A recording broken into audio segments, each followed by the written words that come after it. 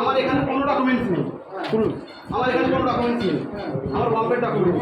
আমি এখানে এসে ঘুরতে এসেছি, ফ্রেন্ড শুনুন আমি ঘুরতে এসেছি এখানে, আমি এখানে ঘুরতে এসেছি, তাহলে আমার বাচ্চাকে দেবেন না ইঞ্জেকশন? রুলস তো সিস্টার যখন বলে দিল সেকেন্ড ডোজের সময় পেপার নিয়ে আসবে, আমি পেপার দেখেছি, বাকি পেপারের জন্য হ্যারাসমেন্ট কাল থেকে হচ্ছি আমি, একটা ইঞ্জেকশনের জন্য কাল থেকে হ্যারাসমেন্ট দিচ্ছে। বলে কেন আমাদের ওসব জায়গায় গেলে সঙ্গে সঙ্গে 10 মিনিটের মধ্যে ইঞ্জেকশন দিয়ে ছেড়ে দিচ্ছে। কালকে এসে ঘুরে গেছে, আরে ঝামেলার জন্য না, ঝামেলা তো আরে আমার এখানে ডকুমেন্টস আছে সেটাই, রিজন তো দেখাবেন না, কেন দেবেন না? আমার কাছে ডকুমেন্টস নেই, দেবেন না? আমার বাচ্চাকে হ্যাঁ না সেটা বলুন না, আমি ডকুমেন্টস এনে নেবো, আমি ডকুমেন্টস নেবো, আপনি হ্যাঁ না বলুন। এক মিনিট কেন বাইরে যাবো এখন? আমার আধার কার্ড যখন অল ইন্ডিয়া ভ্যালিড আছে, কেন দেবেন না? আর একটা পেশেন্ট অলরেডি বম্বে নেওয়া হয়ে গেছে, এই পেপার দেখানো আছে, বম্বে নেওয়া হয়েছে, কেন দেবে না? তারপরে এখানে পেপার করার পর কালকে থেকে কেন দেবে না?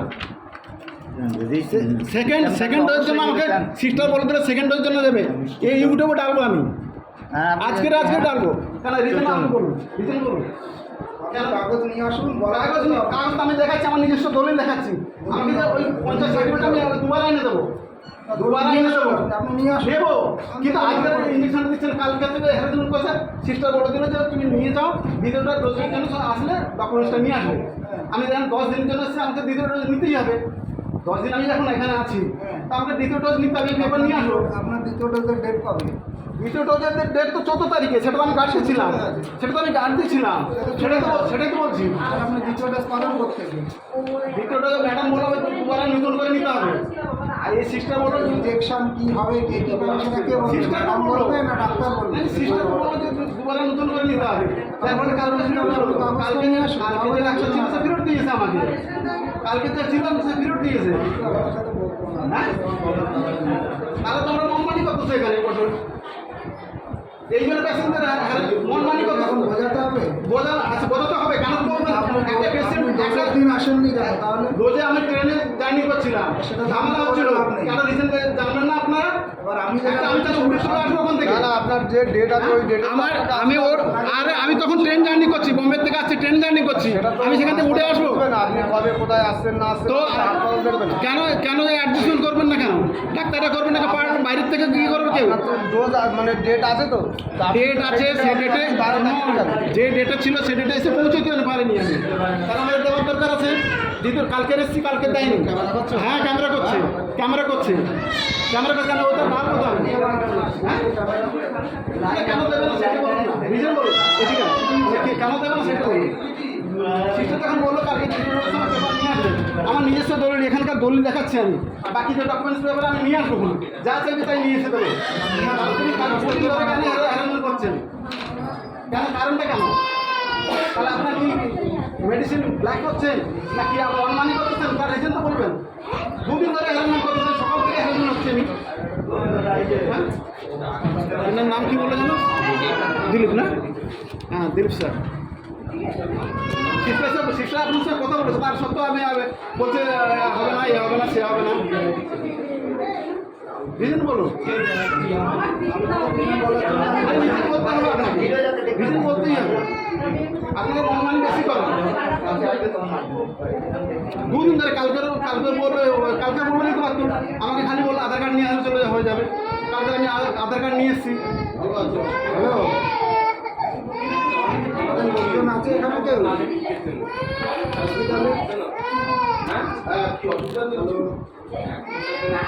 ঝামেলা দেখছে, অশান্তি করছে, লোকজন কথা শুনছে না। আরে ঝামেলা করছি না, কিসের ঝামেলা? তোমরা ইঞ্জেকশন দেবে না, তোমার মনমানি করছো, কিসের ঝামেলা হচ্ছে?